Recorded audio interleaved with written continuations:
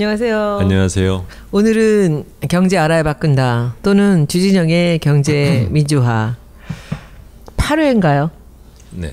오늘 8회. 오늘의 주제는 미리 공지한 바와 같이 연금입니다. 저는 연금을 늘 들고 있고 뭐 회사 그만둘 때 타기도 하고 사학연금도 타본 적도 있어요. 교수했었잖아. 예. 그래서 해봤지만 이 연금이 뭔지 잘 몰랐어요. 아주 피상적인 그런 상식만 알고 있었고, 그래서 제가 오늘 이제 우리 공 선생님한테 연금 얘기 듣기 위해서 연금이 뭔가 한번 봤습니다. 그러니까 사전에 보면 해마다 주는 돈이라고 나와요. 근데 이게 저는 잘 모르겠는 게 그 연금이라는 것이 누가 들고 싶어서 드는 게 아니잖아요. 연금은 강제적으로 드는 거잖아요. 월급쟁이들은 다. 아니요. 자기가 임의적으로 드는 퇴직연금 같은 것들이라든가 아니면 연금보험 같은 것은 임의적으로 드는 것도 있긴 있죠. 국민연금을 얘기해요. 그렇죠. 네. 네. 우리한테는 뭐 항상 대표적인 게 국민연금이었기 때문에 그거는 그 월급의 몇 프로죠? 국민연금? 9%입니다. 많구나. 자기 월급에서 나가는 건 4.5고 고용자가 내는 게 또 4.5고. 그래서 국민연금을 생각하면 원해서 하는 게 아니라 늘 월급에서 뗐었거든요. 그리고 이게 언제 받을지에 대한 거를 저는 뭐 잘 몰랐었어요. 근데 요새 이제 연금 얘기하면서 좀 듣고 있는데, 그래서 이것이 어찌 보면 예금 같기도 하고 보험 같기도 해요. 오른쪽이 더 가까워요. 예금과 보험 보면. 보험이죠. 보험 쪽에 가깝죠. 네. 네. 근데 보험 쪽에 가까운데 보험이라는 거는 무슨 일이 있을 때 받는 거잖아요. 아니요. 보험 중에는 연금보험도 있으니까. 연금보험. 네, 네. 그러니까 이 기한이 이렇게 정해져 있어서 그 시간이 되지 않으면 받을 수 없는 것이더라고요. 이 연금은. 그죠? 네, 네. 그런 면에서는 보험하고 비슷하죠. 예금이라면은 좀 자율성이 있을 텐데 이제 예금주가. 그렇죠. 그래서 이거는 제가 잘 모르겠어요. 연금이라는 게 우리가 알고 있는 그 국민연금 정도의 연금 말고도 굉장히 다양한 연금과 연금의 또 그 종류도 다양하고 연금의 또 그 각자 연금이 갖고 있는 그 특징들도 굉장히 다양하다고 생각을 합니다. 오늘은 그 국민들이 연금에 대해서 갖고 있는 그 걱정과 오해 여기에 대해서 이제 공 선생과 함께 이야기를 시작하겠습니다. 오늘 전체 강의는 1시간 정도 할 생각입니다. 이제 그 첫 번째 질문을 드리겠습니다. 이 사람들이 걱정하는 이유는 뭐예요? 오해하는 이유는 또 뭐죠? 제가 보기에는 우선 이제 걱정하는 이유는 내가 나이가 들었을 때 받을 수 있을까? 가 이제 가장 큰 걱정이죠, 그렇죠? 오해는 이게 내 돈에 대한 것을 내가 나중에 받는 거다라고 하는, 그리고 이것의 운영하는 목적이 무엇일까가 지금 사실은 빠진 채 사람들이 생각하는 거, 이 두 가지가 가장 큰 이유라고 생각을 해요. 내 돈 받는 거 아닌가요, 근데? 아니거든요, 원래는요. 더 받는 거예요? 아니, 사실은 대부분의 사람들은 낸 것 대비 더 많이 받죠. 네. 그래요? 네. 근데 이제 김승혜 씨 같은 경우는 자기라고 하면은 국민연금에 뭐가 걱정이에요? 어떤 게 걱정되나? 일단 돈이 너무 적어서 죄송합니다. 돈이 너무 적어서 그걸로 살 수 없지. 예, 저는 그거 외에 무슨 빌딩도 없고 아무것도 없는데 막상 연금 갖고 살려니까 답답하니까 이게 뭔가 싶은 거예요. 그럼 지금 무리를 해서 더 내게 만들고 노후에 다른 걱정 없이 살았으면 좋겠다 이런 생각이 있죠.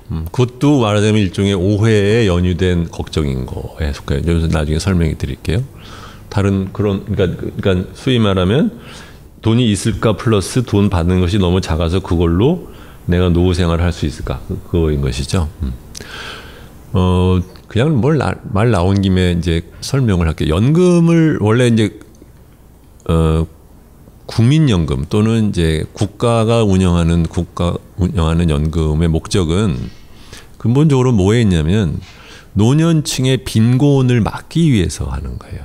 이걸로 먹고 잘 살아라는 뜻으로 하는 게 아니고 그래서 그러니까 근본적으로는 나중에 나이가 들어서 소득이 없을 때 그런 대로 뭐 중산층이라든가 아니면 돈 많은 사람들은 자기가 알아서 다 노년 준비를 하겠지만 대부분의 또는 적어도 한 반수 정도 넘는 사람들은 나중에 소득이 없을 때 자식한테 의존하지 않고 자기가 그동안에 저축한 걸로 살 수는 없거든요. 그건 뭐 수천 년 동안 인간 생활이 그런 것이니까. 그래서 노년에 있어서의 빈곤으로 내려가는 걸 막기 위해서 말하자면 최저한의 한도를 만들어 놓은 거기 때문에 이제 자기 얘기로 치면 그 돈으로 원래 그러니까 국민연금 돈만으로 노년 생활을 해라라고 디자인한 거는 아니라는 거. 네네. 그런데 그렇지만 그 돈으로 그러면은 노년층의 빈곤을 해결할 수 있느냐라는 또 문제는 또 같이 있는 거죠. 그러니까는 예를 들어 드릴게요. 이제 뭐 앞으로도 나오겠지만 이제 사람들이 이제 계산을 해봐요. 옛날에 그 미국에서 물론 이제 제일 시작은 1800년대 후반에 비스마르크가 그 노인에 대한 그 이런 연금을 갖다 시작을 했다고 하지만 우리나라는 이제 실제적인 제도는 미국 거에 일본이 가고 일본에서 한국으로 온 것인데 미국의 경우에는 이게 1935년에 프랭클린 루즈벨트 대통령 때 대공황으로 해서 그 하는 건데 여러 가지가 있지만 노년층의 빈곤율이 50%였다는 거예요. 그 당시에. 그때도 뭐 같은 우리 지금 갖고 있는 문제. 그래서 이거가 돌아오면서 지금 미국에서는 이 덕분에 노년층의 빈곤율이 한 10%로 내려왔다는데 그 가장 큰 덕이 바로 이거라는 거거든요. 그러니까 소셜 시큐리티이고 우리는 치면 국민연금이죠. 그러니까는 근본적인 목적은 그런데 그럼 빈곤이라는 것은 뭘로 계산하느냐?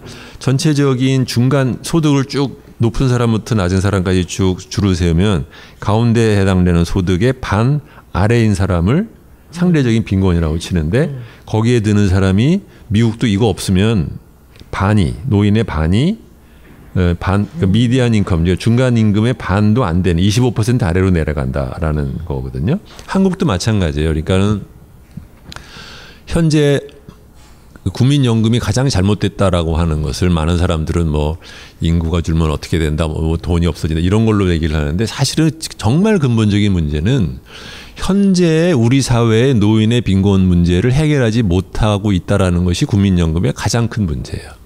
왜냐하면 원래 목적은 다른 어느 나라나 국민연금을 들여오는 목적은 노년층의 빈곤으로 떨어지는 사람의 숫자를 줄이기 위해서 완전히 없앨 수는 없지만 그거 하는 거거든요. 질문이요.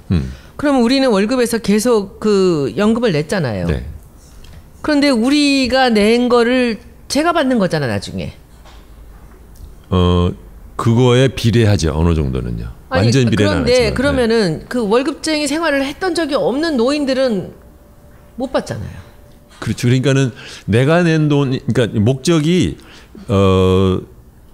내가 낸 돈에 대해서 받자라는 것이 국민연금의 목적이 아니라는 거예요. 그러니까 원래는 그게 원래가. 되게 중요한 포인트 같은 맞아요. 거예요. 네.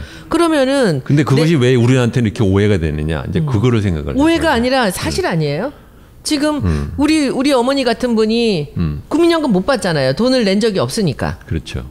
그런데 사실은 이게 공적으로 돈을 이거를 쓴다면 지금 노인들한테도 그 돈을 30만 원씩을 줘야 되는 게 맞는 거잖아요. 30만 원뿐이 아니라 사실은 뭐 빈곤을 해결하기 위해서 뭘 해야 되는 건데. 근데 이게 왜 이렇게 됐냐면은 어떻게 보면 이게 국민들의 의식보다 제도가 너무 앞서가는 바람에 또는 설득이 안 된 거 아닌가? 그렇죠. 그러다음에 이제 그 설계가 잘못됐든지 설계하는 사람들의 또 의도가 또 잘못된 거. 이 두 가지가 이렇게 섞이면서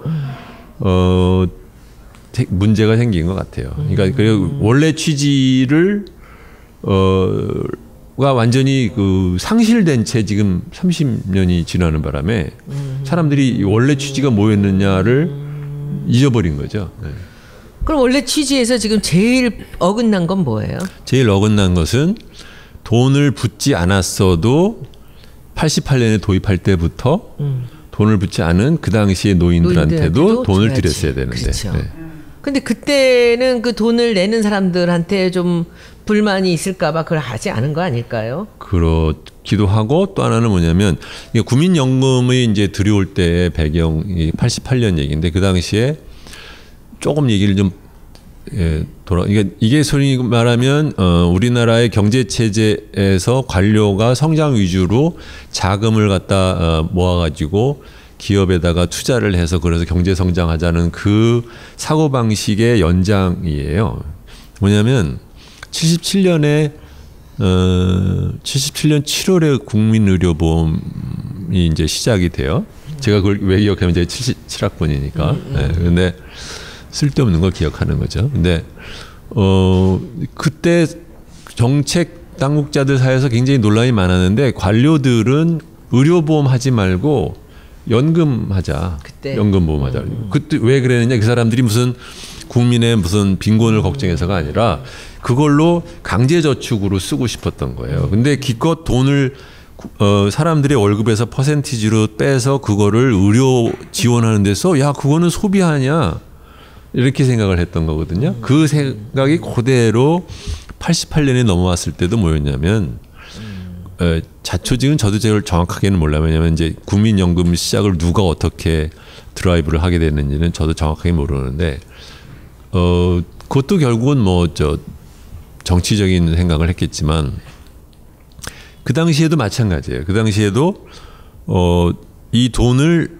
지금 현재부터 앞으로 발생하게 뻔히 보이는 노인 빈곤 문제를 해결하는 데 쓰자라는 칙이 하나 있었고 야 그러면은 안 되고 경제 발전을 위해서 그 돈을 갖다 강제적으로 모아가지고 그거를 정부가 여기저기다가 쓰는 데 쓰자라는 생각인데 그 두 번째 생각이 이긴 거예요.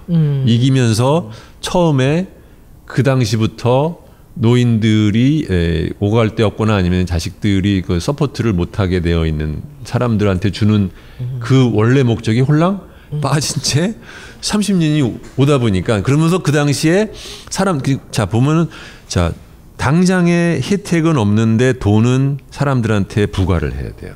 그리고 원래 또 그걸 어디다 쓰려고 하는 생각이 있었지. 그래 놓으니까 그 반대를 무마하기 위해서 당신이 내는 돈 대비 수익률로 치면은 굉장히 높은 리턴을 준다, 수익을 준다라는 식으로 말하자면 이제 그 사탕을 넣어가지고서는 이제 현혹을 시킨 거죠. 그러니까 디자인이 말하자면 완전히 뒤죽박죽이 된 아주 대표적인 문제인 거예요. 근데 30년이나 지났는데 그런 문제점들을 그 경제 관료들이 몰랐어요? 왜 해결을 못해? 고치질 못해 왜? 그러니까 이 펜션이라는 것이 일단 한번 그런 식으로 이제 우선 국민들이 그렇게 오해를 많이 하니까 펜션이라는 거는 연금이 영어로 네, 펜션이죠. 어뉴이티하고 두 개는 무슨 단어예요? 달라 또? 어뉴이티도 어떻게 보면은 같은 거죠. 예, 예. 펜션이 그 어뉴이티는 무슨 뜻이냐면은 목돈을 내가 먼저 내놓고 그 돈을 허물어서 차근차근 받는 거를 어뉴이티라고 불러요. 펜션이 연금에 어뉴이티도 아시네. 찾아봤다니까 다. 네. 그래서 지금 그 문제가 제가 보기에 이런 문제를 공선생 아니고도 많은 사람들이 연금에 대해서 같이 생각을 했을 텐데 그렇죠. 네. 관료들이 도대체 뭐 했는지 모르겠습니다. 근데 저는 이제 이게 사실 제가 이제 김종인 박사님과 정책적인 것에서 처음 얘기를 하게 된 계기가 된 건데 뭐냐면 제가 이제 한국에 96년에 40 정도 됐을 때 와가지고서는 딱 느낀 게 제일 먼저 한국에서 그러니까 이런 면에서 가장 휭 비어 있는 것이 연금이에요.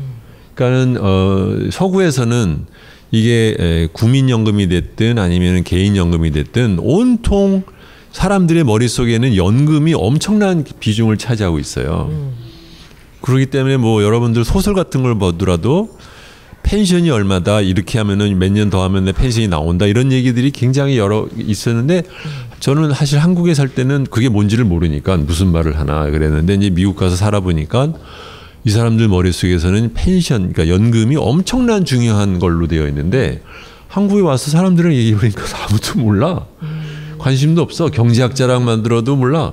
국민연금의 설계가 지금 어떻게 되어 있는지 나는 이 설계 말 들어서는 이게 어떻게 되는지 경제학자인 내가 모르겠는데 어떻게 되는 거냐. 그러니까 이 사람들도 당연히 모르는 거예요. 근데 그게 뭐냐면 이 우리나라의 국민연금 설계가 이렇게 뒤죽박죽이 되다 보니까 딱히 뭐라고 말하기가 애매모호하게 되어 있고 그리고 생각보다 지성인층에서도 관심이 없고 어떻게 보면 돌이켜 생각하면 사회적인 욕구가 생기고 노인 빈곤층의 문제에 대한 경각을 하는 그 경종이 울리고 그것에 대한 정치적인 반응으로서 정치가들이 그 문제를 우리가 그러면은 국민연금으로 풀겠다라고 시작이 되었어야 국민들이 이것의 목적이 뭔지를 이해를 했을 텐데 국민들은 열심히 뭐 부동산 값 오르고 소득 오르고 하는 그 재미에 빠져 있을 당시에 이걸 들이대니까 이게 내가 받는 돈에서 뛰어가 네가 나중에 어떻게 할 건데 계속 그 얘기죠. 그 속으로 그거에 그냥 확 빠져 있는 거죠. 다 그 얘기만 하죠. 뭘 하려고 그러면 다. 근데 이제 지금 아까부터 말씀은 내는 사람이 자기가 내는 것보다는 더 받는 부분들이 더 있는 데다가 네. 그리고 내지 않는 사람들도 같이 공적으로 좀 나눠서 가질 수 있는 그런 그렇죠. 컨셉으로 네. 시작됐다는 거 아닙니까? 네, 네. 근데 글쎄 나는 지금도 이해가 안 됩니다. 그런데 왜 그렇게 못하고 있냐고요. 이미 내가 낸 돈에 대해서 니들이 약속한 그 계산식에 의하면 나한테 지금 주기로 한 돈을 건드리지 마라. 내가 받기로 돼 있는 건 건드리지 마라. 그렇지. 거기에 이제 못 되는 거지. 그렇죠. 손을. 국민연금에 이해관계가 달린 사람이 워낙 많으니까 네. 그거 못 건드리는 거죠. 투표도 있고 선거도 네, 그렇고. 네, 그러니까. 그거는 뭐 어떻게 보면은 근데 그 결과 뭐가 생겼냐? 전 세계적으로 유례가 없이 우리나라의 노인 빈곤율이 50%인 결과가 그래서 나온 거예요. 네. 그러니까 이게 정말 뒤집어 썼어 우리나라가 지금요. 설계를 엄청 잘못한 거죠. 돈이 있는데도 쓸 수 없는 거죠. 그러니까요. 네. 그 돈은 애매하게 딴 놈들이 그냥 네. 눈독을 들이고 있는 거고. 보고 있으면 정말 열불이 나는 문제 중에 하나예요. 이게. 근데 고칠 수 있잖아요. 누군가 의지만 있으면 하는 거 아니에요? 의지를 갖고 그 다음에는 그걸 갖고 국민들한테 설득을 해야 되고 국민들은 이해할 만한 마음 태세가 되어 있어야 되는 거고 뭐 우리나라 지금 소득세면 뭐 조금 하나 걸리는 것 같고도 꼼짝도 못 하잖아요. 그러니까 이게 어려운 거죠. 그 정권 교체하면 할 수 있나? 처음 시작은 첫 번째로는 정책 위정자가 그러니까 정권을 잡는 사람이 이 문제에 대한 심각성을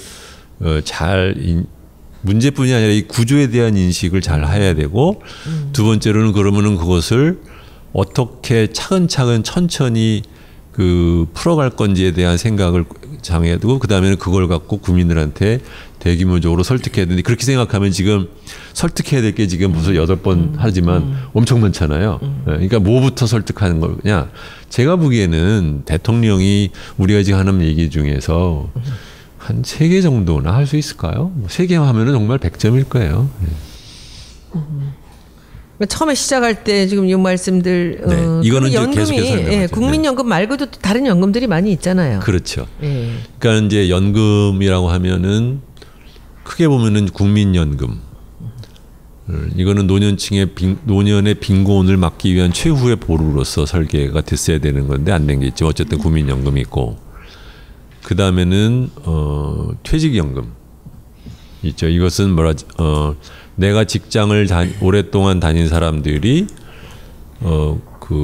은퇴를 하면 그 사람한테 일시금으로 주든 아니면은 이제 연금으로 나눠서 주든 간에 거기에 의해서 퇴직연금하고 퇴직금하고 뭐가 달라요? 퇴직금은 일시금으로 주는 거를 퇴직금이라고 보통 부르고 그걸 연금으로 나누면 퇴직연금이 되는 그럴 거고. 때 연금의 연금 말이 되는구나. 네네. 그 다음에는 이제 그거랑 그러니까 일반 회사원이면 이제 퇴직연금인데 이것도 우리나라가 디자인이 또 엄청 잘못됐었어요. 이거 말하기 시작하면 그럼 회사에서 주는 거 아니에요? 그러니까요. 이게 왜 어떻게 잘못됐냐면 최근에 조금 바뀌었는데 바뀐 게 겨우 10년밖에 안 되는데요. 그러니까 서구에서 기업연금이라 하면 그러니까 퇴직연금이라 하면 영어로 말하면 이제 코퍼레이트 펜션인데 오래 다닌 사람한테 주는 월급 중에서 그러니까 국가한테 뜯기는 거 말고 따로 기업이 오래 다니는 사람한테 월급으로 줄 돈 중에 일부를 따로 떼어서 그래서 운용을 하면서 그러니까 우리 회사에 장기적으로 다니면 당장은 좀 월급은 뭐 그렇지만 퇴직연금으로 익스트라로 국민연금보다 익스트라로 준다라는 개념으로 나온 거거든요. 근데 그러면 왜 그걸 설계가 된 거냐? 그것도 근본적인 뼈대만 말씀을 드리면 국가가 국민연금만으로는 모자랄 수 있는 사람, 그러니까 그 플러스 더 살아야 될 거 아니에요. 왜 중간 임금의 중간 소득의 반 아래로만 뭐 넘어오면 다 장땡은 아니잖아요.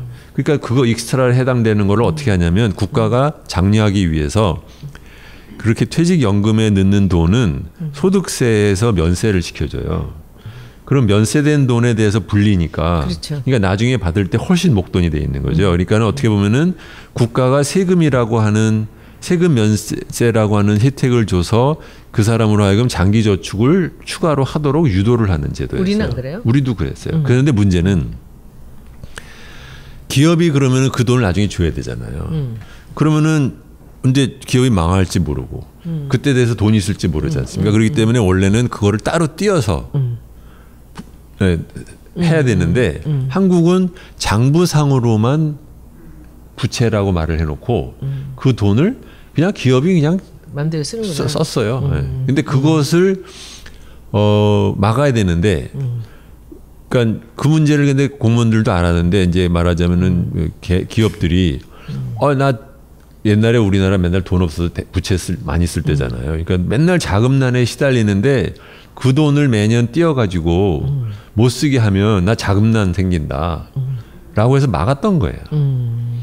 근데 그거 역시 어떻게 보면은 왜 기업 연금을 이렇게 운영을 하느냐에 대한 국민들이 요구를 안 하니까 모르니까 아는 사람들끼리 찜쪄 먹었던 거죠. 그러니까. 그래서 퇴직연금이 들어올 때도 제 기억에 이제 퇴직연금이 본격적으로 확대된 게 2004년인데 그때도 국민들은 잘 모르고 있었어요. 그러니까 지금 여기서 보면은 지금 퇴직연금이나 국민연금은 우리 개개인의 요구로 하는 것이 아니라 이제 미리 설정된 기준에 따라서 획일적으로 지급이 되는 것이잖아요. 네. 그러면 그 연금 중에서는 본인들이 개개인이 원해서 그 요구를 해서 하는 것들도 있을 거 아니에요? 그렇죠. 그런 연금은 어떤 게 있어요? 그게 이제 일반적인 금융회사를 통해서 하는 연금저축, 연금보험, 뭐 그런 연금펀드 뭐 이런 것들이 있는 거죠. 그렇기 때문에 일반적인 선진 사회에서는 연금이라고 하는 거를 크게 보면 세 가지 구성으로 생각을 해요. 하나는 뭐냐면 최저를 보장해주는 국민연금. 그 다음에는 직장에서 다니는 월급을 자기가 나중에 익스트라로 더 받으려고 세금 면세 혜택을 받아가지고 받는 기업연금, 기업 또는 퇴직연금. 그 다음에 그것만, 근데 내가 기업을 안 다니는 사람이라 쳐봐요. 그럼 그 사람은 없잖아요? 자영업자라든가 이런 사람들. 그러면 그런 사람들은 또는 추가로 하는 사람들은 자기가 별도로 또 연금보험이라든가 연금저축이나 드는데 그 역시 국가가 세금을 면제를 해주죠. 네. 세 가지가 이제 섞여서 내가 원하는 노후 소득의 수준을 자기가 맞추기 위해서 자기의 능력과 연결해서 하는 거죠. 어느 정도 있어야지만 노후를 사니까. 네. 그러니까 이제 요 정도 돈은 있어야 된다 해서 맞추는 거죠. 그런 거죠. 그러니까 퇴직연금으로 주로들 많이 살잖아요. 오랫동안 직장 생활했던 사람들은. 우리나라는 사실 그게 별로 없어요. 교사들이나 뭐 이런 사람들 그렇죠. 그렇고. 네. 여기서 이제 아까 얘기했는데 뭐냐면 뭐 그러니까 공무원 연금 또는 사학연금. 뭐 국민연금보다 너무 많이 받는 거 아니냐라는 말을 하는데 그거는 사실은 오해예요. 왜냐하면 공무원연금은 방금 말씀드린 것처럼 국민연금과 퇴직연금이 섞여 있어. 그래서 공무원연금 받는 사람들은 국민연금을 못 받아요. 네. 그 뜻이 그 뜻이거든요. 그러니까는 두 가지가 섞여 있는 거라서 자 그러면 일반 회사원을 다녔다. 내가 회사원을 30년을 다니면 나는 국민연금도 받고 퇴직연금도 받잖아요. 공무원연금은 국민연금과 퇴직연금이 섞여 있는 거다. 근데 그거를 비교하면 안 된다. 이제 첫 번째가 있는 것이죠. 네. 그걸 사람들이 좀. 근데 지금은 실제로 우리가 65세가 되면 국민연금을 받잖아요. 네. 얼마 안 되던데? 그렇죠. 네. 그게 문제인 거죠. 근데 그게 문제인 것은 그게 뭐냐면 살아있는 동안에 계속 다 오래 살아야지 많이 받는 거 아니에요? 계속 살다가 그렇죠. 죽으면 못 받는 거잖아요. 네. 그러니까 이게 그 젊었을 때 계속 몇십 년 동안 연금을 냈는데 더 받는 사람도 있고 덜 받는 사람도 있고 그러네. 뭐 운인 거죠. 그게. 근데 사실 저는 보니까 그거 뭐 한 달에 얼마예요? 30만 원인가 그렇잖아요. 40인가? 연금 얼마예요 지금? 65세 되면 얼마 받아 국민연금? 개인마다 다르죠. 얼마나 그동안 냈느냐. 아 다른 거예요? 개인마다? 네. 자기가 낸 것에 따라서? 네, 기간과 액수에 따라서. 그리고 퇴직을 하니까 연금이 한 번에 찾아갈 수 있는 또 기회가 있던데요? 그렇죠. 그게 이제 퇴직금으로 할 거냐, 퇴직연금으로 갈 거냐. 네, 그래서 저 이번에 그만둘 때 그게 연금을 어떻게 할 거냐가 했어요. 그래서 저는 목돈 달라 그랬더니 남편이 펄펄 뛰면서 늙어서 어떻게 하려고 그러냐고 못 가져가게 하더라고.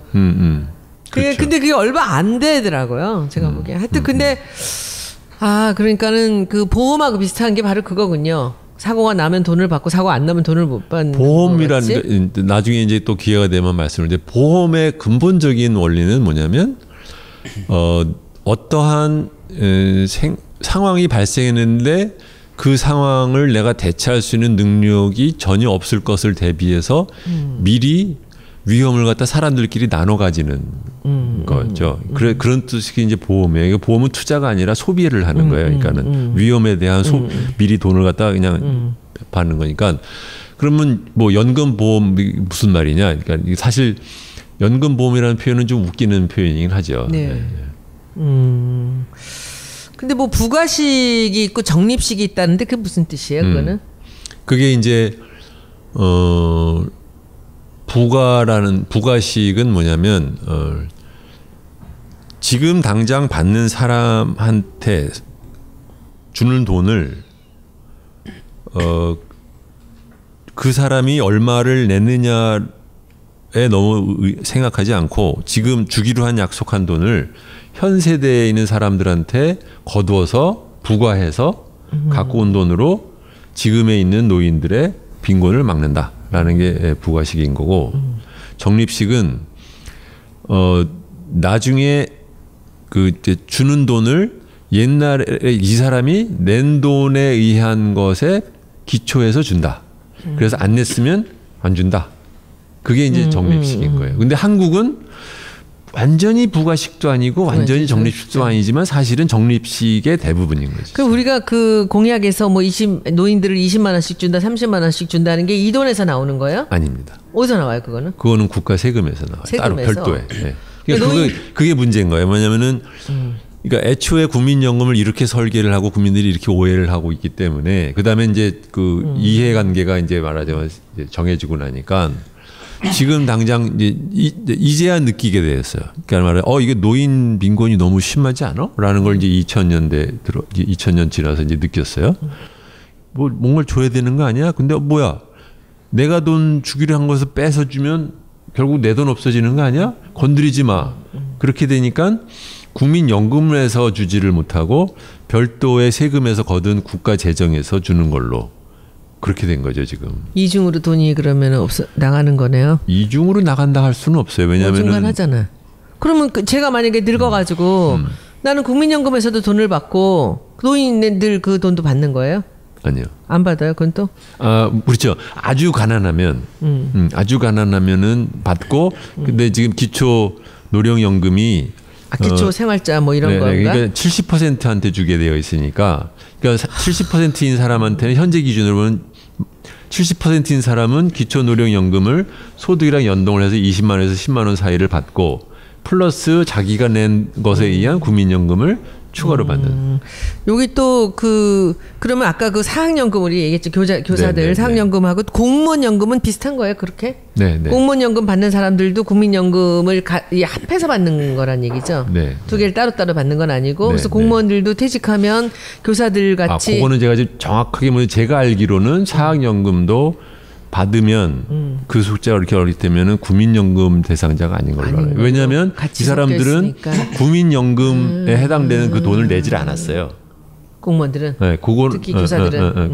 이 사람들은 공무원연금이나 자기들 연금을 따로 내는구나. 그렇죠. 돈을 더 많이 냈겠네 그러면. 그렇게 많이 받은 걸 보면. 그거는 이제 사립학교랑 공립학교는 차이가 없이 법은 다른데 요율을 똑같이 맞춰서 내는 돈도 똑같고 받는 돈도 똑같죠. 근데 이것도요. 퍼센티지가 훨씬 높죠. 그러니까 이것도 사실은 어떻게 보면 일종의 관전 민비 아니면 신분제 사회 아니면은 뭐 이런 거에 영향이 있는 것이 공무원 연금, 사학 연금 이런 것은 쥐들이 만들어놨어.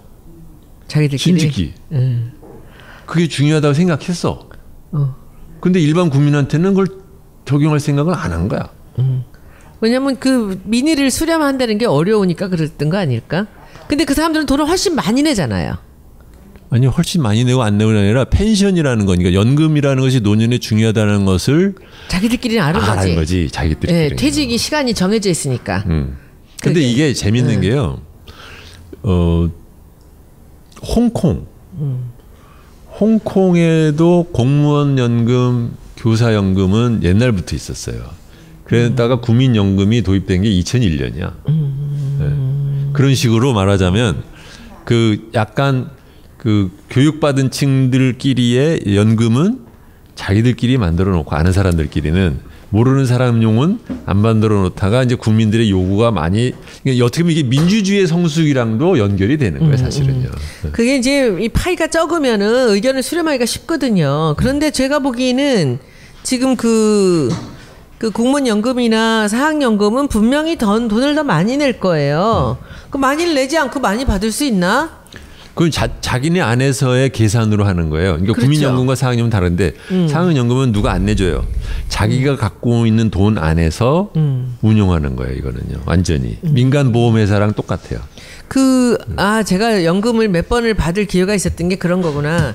제가 교수가 돼서 갔더니 국민연금이 나오더라고. 사학연금을 드는 바람에. 그렇죠. 네. 그래서 학교를 그만뒀더니 다시 국민연금이 그렇죠. 또 시작됐습니다. 그런데 제가 보기에는 지금 우리가 교사들이나 공무원들은 이 은퇴를 하고 나서 연금으로 살아갈 수가 있잖아요. 그렇죠. 그러니까 아까 우리 김성애 보좌가 얘기했던 것 같이 지금 좀 더 많이 내더라도 노후가 보장되는 그런 방안이 있다면 그렇게 해보고 싶다라는 얘기를 하잖아요. 네. 보좌관들도 10년 이상 있으면 뭐 공무원 연금인가 뭔가 해당이 돼요? 예, 저희도 별정직 공무원이라서 이제 언제 당신들이 해볼지 공무원입니까? 모르겠지만, 그럼요. 예. 근데 이제 저도 공무원이래요. 그러고 보니까. 예, 저희는 공무원 연금하고 똑같은 요율로 월급에서 이미 가져가고 있고, 그래서 10년이 지나면 그 공무원 연금을 받게 되죠. 네. 근데 좀 댓글에 질문이 나오는데 공무원 하다가 직장인 하다 이게 섞이면 어떻게 하냐 그러는데 그건 이제 국민연금 쌓인 끝나요. 거랑 예, 나오고 같이 합쳐서 네네네 예. 그렇게 아니 합해지지 않고요. 이게 정산이 돼요 그냥. 예. 그리고 다시 들어가야 되고 두 개가 합해지지는 않는 것 같아요. 자 이제 다시 돌아와서 그래서 지금 국민연금이 설계가 그렇게 돼서 말하자면은 이제 일종의 강제저축처럼 들여오니까 물론 이제 국민연금에는 근본적으로는 강제저축의 성격이 있지만 더 중요한 목적은 노년 사회에 있는 노인들의 빈곤을 막기 위한 것인데 사회는 노인의 빈곤을 막는다는 가장 중요한 목적은 상실된 채, 망각된 채, 소위 강제저축이었으니까 돈 더 내라라는 것만 남아가지고 지금 근데 그러다 보니까 이게 무슨 문제가 됐느냐? 그러니까 이게 뻔히 장기적으로 생각하면 뻔히 보이는 것인데 그때 공무원들이 미봉책만을 남발하다 보니까 무슨 문제가 됐느냐? 제가 96년에 왔을 때만 해도 국민연금이 몇십 조밖에 안 됐어요. 그러니까 그게 뭐 돈으로서 그렇게 큰 의미가 있는 동네가 아니었는데 20년 사이에 지금 540조, 550조가 돼버렸어. 왜냐면 안 쓰니까. 지금의 노인들은 자살로 막 죽어나가는데 거기에다는 돈을 안 쓰고 계속해서 쌓기만 해. 그러다 보면 대상자가 늘어났어. 옛날에 이제 그 근로자 연금이라고 해가지고 직장 다니는 사람, 근로소득세 대상자만 했는데 나중에 이제 자영업자도 들어온 거야. 이게 거의 이제 물론 아직도 뭐 카바가 안 된다 그런 문제가 있지만 굉장히 많은 사람들이 돈을 내기 시작하니까 매년 거의 한 7, 80조가 모여요. 지금은 이제 그렇게 됐어요. 그러니까 자꾸 거기다가 그 눈독을 들이는 거지 나쁜 정부가. 그러니까요. 그러니까 이렇게 돈이 쌓이면 그건 어떡할 건가?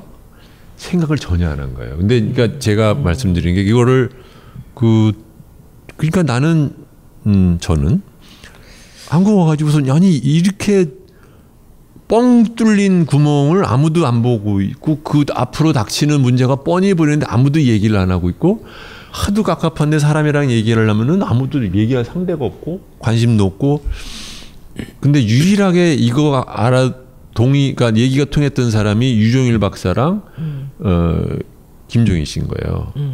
그러니까 옛날에 그러니까 유종일이 그래도 제대로 알고 있다고 느꼈던 게 뭐냐면은 노무현 정권 때 그 지급률을 낮췄어요.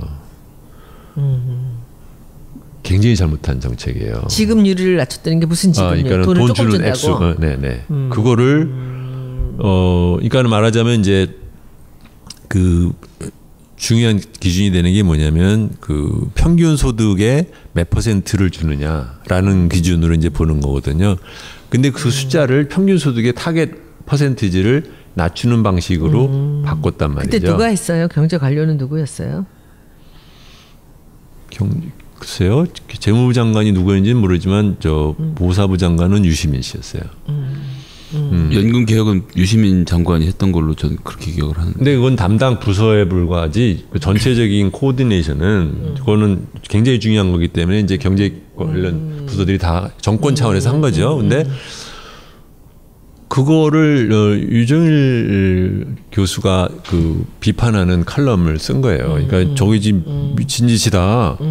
연금이라는 것은 국민들, 노인들 하기 위한 거고 그 돈은 그냥 원래 설계를 했으면 다른 나라들은 그냥 지금 있는 사람한테 해서 지금 내서 주기도 하는데 아니 적립해서 나올 돈이 그러니까 애초에 설계가 저부담의 고수익으로 설계를 했기 때문에 이거를 낮춘다고 하는데 그 막상 그 액수 자체가 너무 낮은데 그렇게 가면 잘못이다.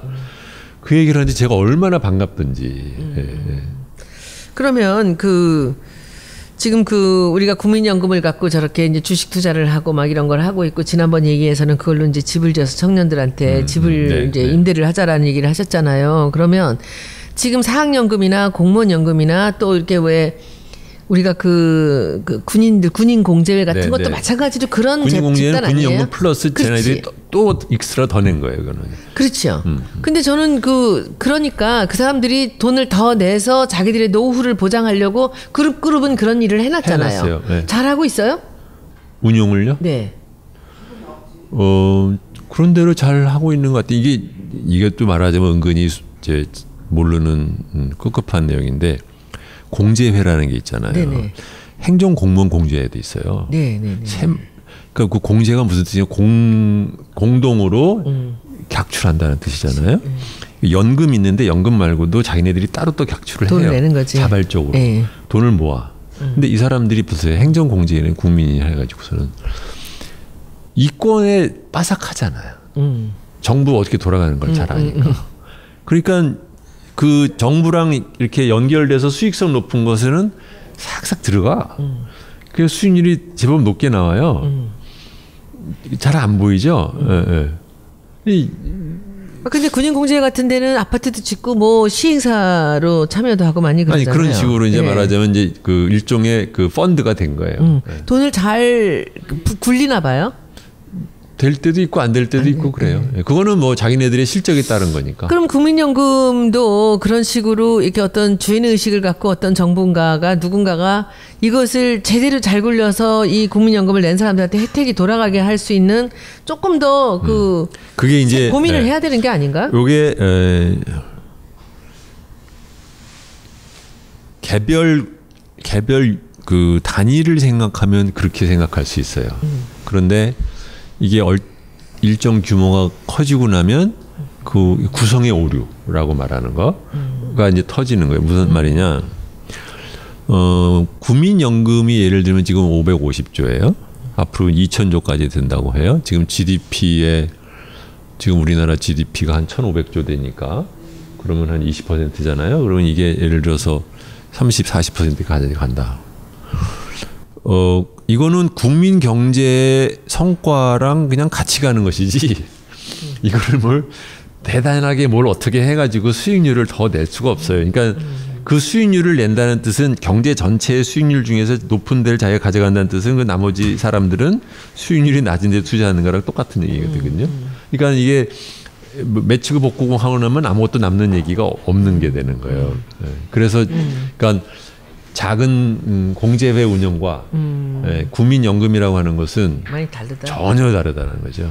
다르지만 하여튼 그 사람들이 혜택과 이익을 위해서 이것이 움직여야 되는데 실제로는 이것이 너무 지금 이 덩어리가 커가지고 함부로 아무도 이것을 건드리긴 좀 어렵다는 거 아니에요? 그렇죠. 그러니까 예를 들면 일반적으로 이렇게 국민연금의 경우에는 위험자산 같은 데 투자를 안 해요. 왜냐하면 근본적인 목적은 노년층의 빈곤을 막기 위한 것이니까 안정적으로 운영이 돼야 되는 게 하나 있고, 그다음에 그래서 정 모자르면 그러면 그건 뭐 아까 말한 식의 부가식처럼 국가가 그냥 세금 낸 것으로 벌충해 주면 되는 거거든요. 그거를 익스트라로 벌겠다라고 하는 건 아까 제가 맨날 말씀드리는 게 그건데, 우리나라에서 예를 들면 지금 550조 중에서 국민연금이 국내 주식에 투자한 게 100조예요. 개인의 주식 펀드가 지금 한 70조나 되나 그래요. 국민들이 개인이 다 모은 그 펀드가 모아가지고 주식 펀드가 겨우 70조, 60조거든요. 이게 엄청난 돈이죠. 그러면 근데 투자를 잘하기 위해서는 유통시장에서 주식을 사야 돼요. 그럼 누구한테 사온 거냐? 아마 국민한테 사온 걸 거거든. 그럼 국민한테 사와서 내가 국민연금 수익률이 높다는 얘기는 국민이 그 주식을 갖고 있었으면 수익률이 높을 기회를 뺏은 건 아니지만 어쨌든 대신한 거잖아요. 그러니까는 주머니 돈이나 쌈짓 돈이라는 얘기야 이게. 그러니까 그래서 국민연금을 너무 말하자면은 나쁘게 운영을 해서 기본적으로 날 수 있는 수익률을 못 내는 것은 문제지만, 이 수익률을 단기 수익률만을 보고서는 어떻게 투자를 할까 갖고서는 들들들 볶는 것은 그건 좀 잘못된 생각이다. 그런 거죠. 그 외국은 어떻습니까? 잘하고 있는 나라가 어디예요? 연금을. 나라마다 좀 성격이 달라서 국민들이 잘 아는 걸로 치면은 우리나라의 연금 제도는 그래서 사실은 설계할 때 뭐 뻔한 얘기지만 일본의 국민연금 제도를 베껴온 거예요. 근데 일본의 국민연금만 하더라도 시작은 1942년부터 시작을 했는데 막상 전체 국민한테 주는 걸로 우리나라 88년에 해당되는 것은 일본은 60년에 시작했어요. 28년 전에. 한국이 보통 일본보다 20년 뒤를 간다고 치면은 이거는 30년이 늦은 거거든요. 그런데 일본도 이 국민연금제도 설계가 노후의 빈곤에 대한 충분한 돈을 주는 걸로 설계가 안 되는 바람에 지금 일본이 보시면 노인층이 그러니까 노후 생활을 걱정하느라고 저축을 너무 많이 해서 안 써요. 이거 소비가 안 돼. 그러니까 경제가 확 가라앉은 거죠. 우리나라도 비슷해요. 이거 중산층이 생각하기에 애들의 나를 부양할 것 같지는 않고, 그런데 국민연금 준다는 것은 부족해 보이고, 그러니까는 안 쓰고 저축해야겠구나. 근데 옛날에는 안 쓰고 저축하는 돈을 되게 부동산 투기로 해서 그 덕을 봤는데 부동산이 안 올라. 그러니까 갑자기 불안해진 거죠. 일본도 마찬가지예요.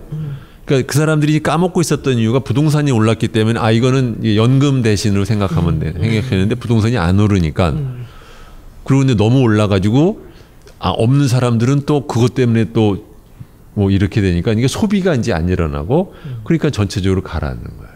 네. 그래서 이제 일본 제도는 나쁜 제도의 전형이라고 저는 보고, 미국을 예를 들면 미국은 아까 말씀드린 것처럼 1935년에 시작을 했지만 그게 재미있는 게 35년에 시작해서 실제적으로 돈을 걷기 시작한 건 37년인가고, 돈을 처음부터 주기 시작한 게 40년부터 줘요.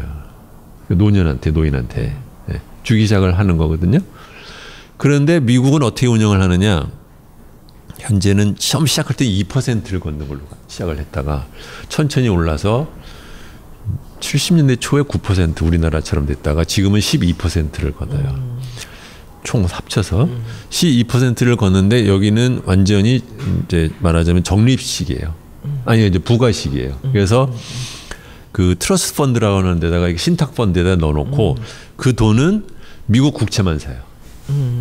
다른 건 절대로 투자를 안 하고 국채만 사고, 그 돈으로 물론 좀 남기는 해요. 아직도 붓는 사람들이 있으니까. 그렇지만 그 돈을 계속해서 지금 사람들한테 쓰고 있는 거죠. 그러고 호주 같은 케이스는 어떻게 하냐면 여기는 완전히 국민연금을 민영화를 해버렸어요. 그러니까 뭐냐면, 그러니까 돈을 자기가 소득의 퍼센티지 9% 빼는 것까지는 강제를 시키고 그 돈으로 어디다 투자할 건지는 네가 알아서 해. 네. 그렇게 간 거예요. 네. 그래서 자기가 알아서 말하자면 펀드에 들고 뭐 아니면 어니티 같은 거 들고 뭐 이런 식으로 네. 그렇게 가버린. 이게 크게 보면은 이제 그런 케이스가 있고. 그 다음에 뭐 사회부장 제도가 잘 됐다고 하는 이제 뭐 그 스웨덴 이런 쪽은 여기는 미니멈은 보장하되 소득 연계를 굉장히 높여놨어요. 그래서 우리는 지금 예를 들면 소득 그 돈을 퍼센티지로 9%를 띄는 그 한도가 어더라 몇 천만 원이더라 6천만 원인가? 6천만 원 좀 근처에 돼 있어요. 제가 이렇게 이 숫자를 정확하게 위로 올라가선 똑같아요. 네, 그러니까 이렇게 비례를 해서 액수치만 가다가 말하자면 6천 이상 받는 사람 또는 뭐 2억 받는 사람 똑같이 내요. 네, 액수로 기준으로는 그렇게 되어 있는데 스웨덴 같은 나라는 이거가 위가 열려 있어요. 그래서 소득을 더 많이 신고할수록 나중에 자기의 펜션도 더 많이 받는 네, 그런 구조로 돼 있어요. 그래서 나라마다 조금씩은 다르지만 기초적인 구조 어떻게 되어 있느냐가 중요한 것이 그렇지만 다 똑같은 목적은 뭐냐면 노년의 빈곤을 막기 위한 목적이고 그것을 못 막는 국민연금은 애초에 있을 이유도 없는 거죠. 근데 저는 아까 처음 시작부터 계속 그 말이 참 걸리는 게 이 국민연금이 노년의 빈곤을 막는다라는 것이 맞는 얘기긴 한데 우리 같이 이게 되게 월급쟁이 생활하는 사람들이 다 평생 동안 열심히 일하잖아요. 65세까지 정도 일을 했는데 노년의 빈곤이 그 우리의 걱정하고 맞는 건가? 아니 그러니까 제가 그랬잖아요. 그러니까 중산층 이상은 국민연금만으로 살 거라고 생각해서 설계하는 게 아니에요. 네. 그러니까 중산층 이상은 국민연금 플러스 당신이 별도로 네. 한 것으로 보완해서 살아라. 그런 뜻인 거죠. 아 그런데 국민연금을 내지 않은 사람은 진짜 빈곤층은 그 돈을 못 받잖아요. 그러니까요. 그러니까 노년의 빈곤층을 위한 게 국민연금이란 말이 이상하다는 얘기예요. 저는. 그러니까 그 목적인데 우리나라는 그 빈곤층이 못 받는 설계. 그러니까 중산층 이상한테 국민연금은 그러니까 노년의 빈곤층을 위한 게 아니에요. 한국의 국민연금은. 네. 네. 그래서 저는 아까부터 계속 노년의 빈곤층을 위한다고 하는데 적어도 평생 동안 30년, 40년 일한 사람은 노년에 빈곤하지 않거든요. 그렇죠. 근데 진짜 노년에 빈곤한 사람은 국민연금을 못 받고 있고 그렇죠. 그럼 어떻게 하면 국민연금을 노년에 빈곤한 사람이 받을 수 있어요? 한국에서 현재 단계부터 앞으로 이게 그러니까 다들 골치가 아픈 거예요. 그러니까 이 뭐 지금부터 그러면 당장 국민연금을 해서 그러니까 빈곤한 사람들한테 돈을 갖다 그 돈에서 주기 시작하자라고 하는 순간 아마 근데 이것은 저는 그것이 맞는 방법이라고 생각을 해요. 근데 그것을 정치적으로 한국의 국민들이 받아들일 태세가 되어 있느냐? 현재는 안 돼 있고 만약에 그렇게 가려고 하면 상당히 오랜 기간에 걸쳐서 이 문제에 대한 사회적인 공감대를 이루지 않고는 불가능한 거죠. 근데 그것은 법적으로는 그 뭐 대통령이 결정할 수 있는 거예요? 법을 바꿔야 돼요. 법을 바꿔야 돼요? 네, 국민연금 법을 바꿔야 돼요. 아. 근데 그 법을 그 만든 사람들이 처음에 이런 생각을 했다면 조금씩 다 진화시키면서 바꿔 나갔어야 되는 거 아니에요? 그런 거죠. 완전 이상한 괴물이 나타난 거잖아요. 네, 이게 정말 괴물이 돼 있는 거잖아 국민연금. 금방 알겠네. 설명 들어보니까.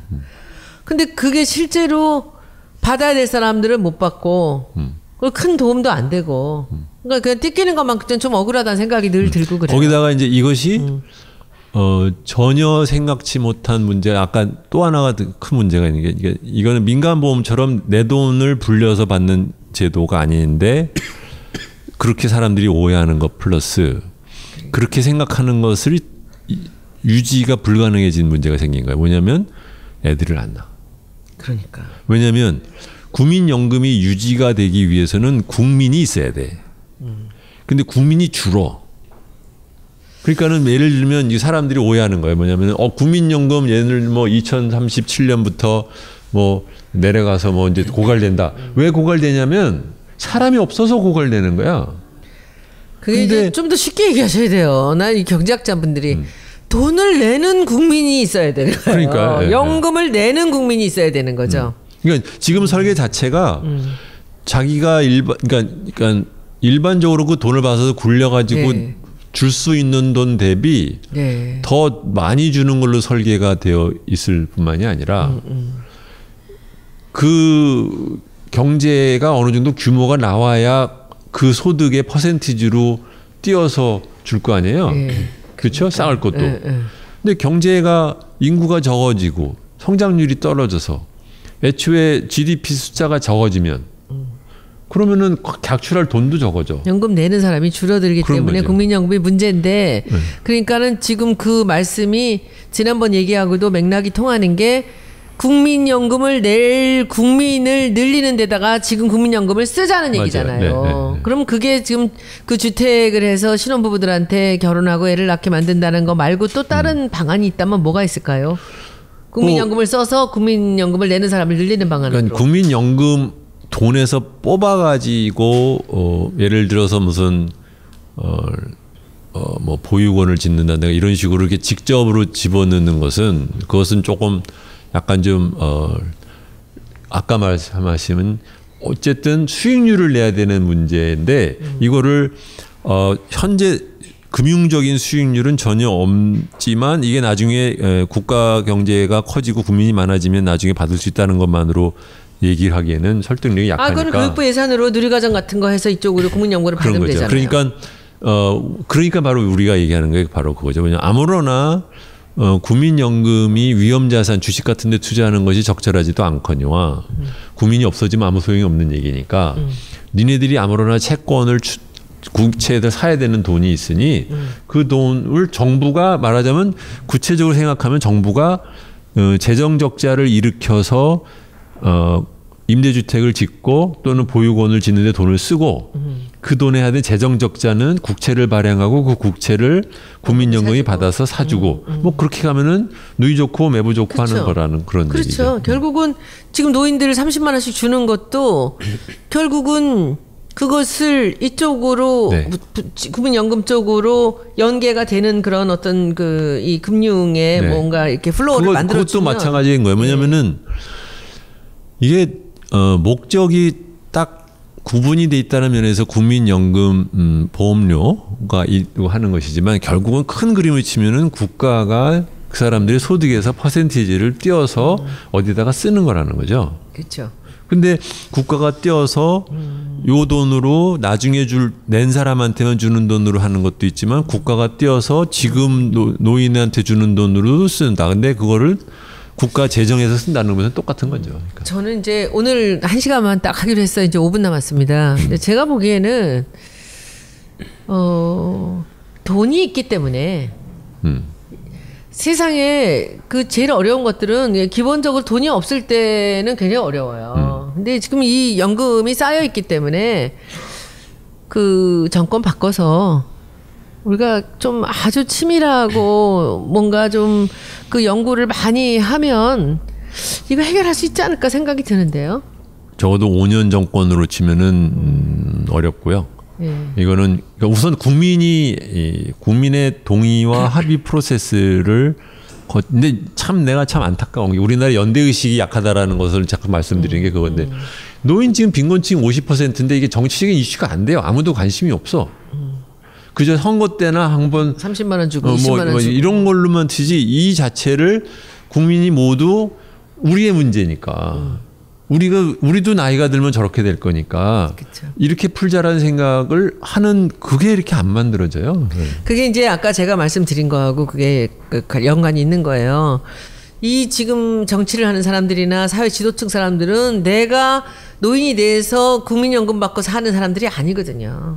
그렇기도 하죠. 예, 그러니까 노인 빈곤층에 대한 이해가 안 되는 거예요. 내 일이 아니기 때문에 상상도 안 되고 그냥 선거 때 돈이나 좀 뿌려가지고 표나 찍게 만드는 그런 사람으로 느끼니까 지금 이런 일이 벌어지는 거죠. 이거 역시 우리가 그러니까 급성장하고 취약한 민주주의의 문제인 거죠. 왜냐하면 위정자들이 빈곤한 사람을 제대로 안 돌보면은 그것 때문에 정권을 뺏겨 버릇해야. 그렇지. 그래야 겁을 내는데. 그렇지. 그게 지금 안 되니까.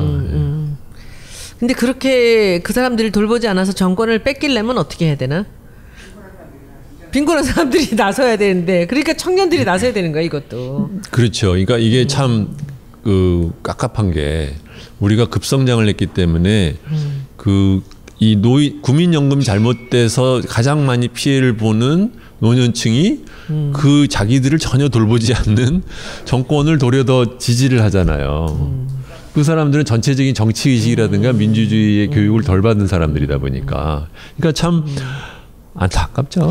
저도 그래요. 이번에 선거 치르면서 그 제일 어려운 데서 표를 제일 못 받았어요. 우리 동네에서도. 그것도 저는 굉장히 참 이상한 일이라는 생각을 했습니다. 그리고 저는 이 노년의 빈곤층 노년을 위한 것이 국민연금이다라고 얘기를 하는데 여기서 하나 추가했으면 좋겠어요. 이 청년 빈곤층 얘기 좀 했으면 좋겠어 저는. 네. 노년은 그래도 뭐 여러 가지로 우리가 뭐 그 정책으로 뭐 돈으로 줄 수도 있고 할 수가 있는데 기초수급자나 이 청년 빈곤층은 어떡하냐고. 직장도 없고 취직도 안 되고 집도 없고 하는 이 청년 빈곤층 마무리 좀 해주시죠. 청년 빈곤층의 문제는 그러니까 노년 빈곤층과 조금 비슷한 성격이 하나 있고 다른 성격이 있어요. 뭐냐면은 원래 복지라는 것은 소득을 낼 수 있는 능력이 없는 사람을 위해서 만드는 거란 말이죠. 그런 면에서 노인들은 이제 나이가 먹었기 때문에 이제 소득을 만들 수 없다라는 것은 이제 주어졌지만 청년은 소위 말하면 이제 몸은 튼튼하잖아요. 그런데 또 비슷한 문제가 뭐가 있냐면은 이 사람들은 아직은 말하자면은 그 직장인으로서의 생산성은 아직 좀 떨어지죠. 경력이 없으니까 노동자로서 일하는 뭐 또는 자기가 원하는 분야에서 없으니까 애초에 노동시장에 진입을 못하는 거죠 일종의. 그러니까 이제 소득이 없는 거잖아요.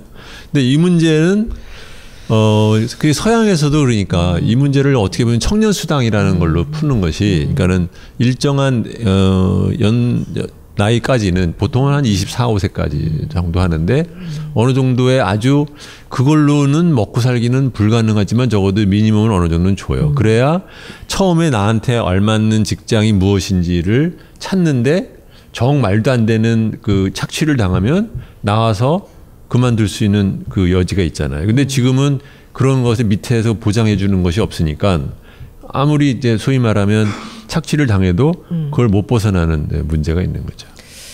뭐 그 청년들 저도 뭐 학교 다닐 때 좀 그 학자금 융자 받아가면서 이렇게 다녀봤지만 그 청년들한테 그 학자금 융자 같은 것 이런 것 좀 이장 없이 줄 수 없나? 나중에 좀 자기가 돈 벌어서 뭐 5년 4년 거치 뭐 이렇게 해서. 저번에 총선 때 제가 공약에다 그래서 넣었잖아요 그거를. 공약 넣은 거 아무도 기억 못해. 대선 때 한번 또 해볼까나? 아니 청년들한테 적어도 학자금 융자는 무이자로 좀 줄 수 있지 않아요? 그러니까 다 이런 거예요. 왜냐면은 이게 그 민주 시민에 의한 욕구에 정치적인 욕구에 의해서 이런 것들이 설계가 되는 게 아니라 공무원들이 자기들이 말하자면은 시혜를 하듯이 설계를 해서 만들다 보니까 이게 약간은 그 짠돌이들이 악착같이 돈 받아내는 구조로 항상 만들어놔요. 그러니까 이게 원래 목적이 뭐였냐는 어디 가고 항상 그 적자 내면 안 되라는 그 생각에 원래 이게 적자가 다른 나라는 다 적자를 내도록 아예 설계가 돼 있는데 한국은 적자를 내면 안 된다라고 지금 설계가 돼 있는 거죠 다. 연금은 우리 경제 알아야 바꾼다가 처음 1회부터 8회까지 계속입니다. 답은 없습니다. 그렇죠? 근데 우리가 고민해보자는 거죠. 길이 있을 거라는 희망을 갖고 이렇게 얘기를 꺼내서 상처를 들춰내서 여기에 문제가 있다라는 것을 여러분들하고 공유하고 단순한 사회 문제가 있다 없다는 사실을 많은 사람이 이미 아는 얘기지만 제가 굳이 이 방송을 하는 이유는 이게 설계가 어떻게 잘못되었는지 설계를 이해를 해야 고친다. 그렇죠. 네, 자꾸 그렇죠. 집 안에서만 싸워서는 소용이 하나도 없다. 근데 국민들이 설계가 어떻게 되는지를 모르니까 항상 소모적인 데 휘둘리고 뭐 언론에서 말도 안 되는 소리 하면 거기에 그런가 보다 속아 넘어가고 그렇다는 그 문제 때문에 얘기를 하는 것이고 이렇게 말씀을 드린다고 그러니까 당장 요거 하면 해결책 있다 이런 식으로 너는 말해봐봐 이런 식으로 들으면 이것은 안 되는 그렇죠. 거죠. 그리고 그 정부가 나서서 국민연금을 이용해 갖고 자기들의 어떤 그 국정농단에다 써먹기도 하고 이런 일들이 어저께도 그 특검에서 그 얘기 나왔어요. 어제 특검 갔다 왔어요? 그저께 어저께 갔다 왔죠. 얘기 잠깐 하면 안 돼요? 마지막. 네. 끝났어요. 네. 그러니까 특검 갔었어요 어제? 어저께 특검 갔다 왔어요. 10시까지 어저께 밤에. 그래요? 몇 시간 있었어요? 어저께는 2시에 가서 10시에 나왔으니까 중간에 저녁을 먹었지만 많이 나와서. 근데 뭐 우리나라 검찰 뭐 그냥 말씀드리면 검찰이 그 참고인 불러서 또는 뭐 피의자도 마찬가지겠지만 그 그러니까 조사 서류죠.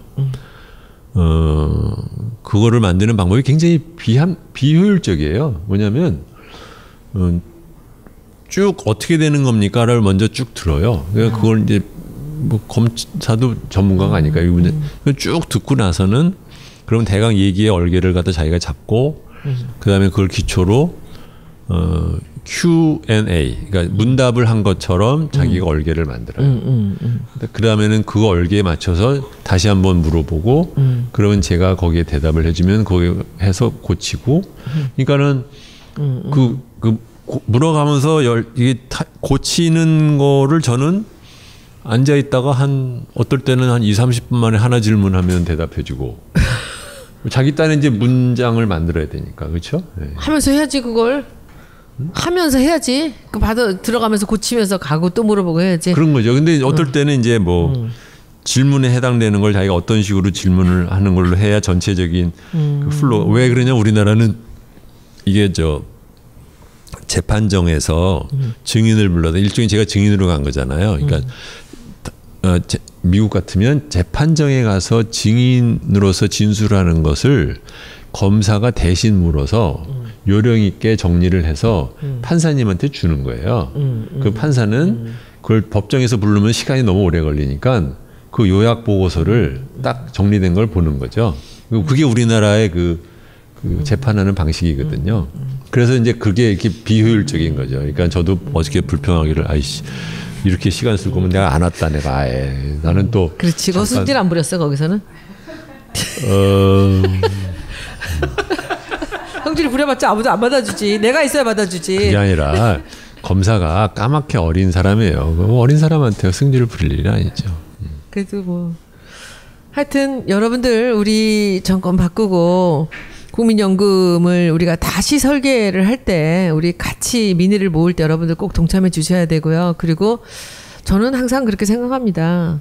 조금 더 있는 사람이 조금 더 양보해야 된다고 생각합니다. 그게 경제민주화 아니겠습니까? 그리고 조금 건강한 사람이 약자들을 보살펴야 되고 아마 국민연금을 우리가 다시 설계할 때도 내 돈 내가 손해보면 안 돼라는 이런 생각보다는 좀 더 우리 부모 우리 이웃들이 조금 더 혜택을 받을 수 있다면 내가 조금 더 번다면 내가 좀 덜 받고 그쵸? 나는 연금 갖고 살지 않아도 되는 이 사람들이 마음을 좀 고친다 바꿔준다면 저는 가능할 거라고 생각합니다.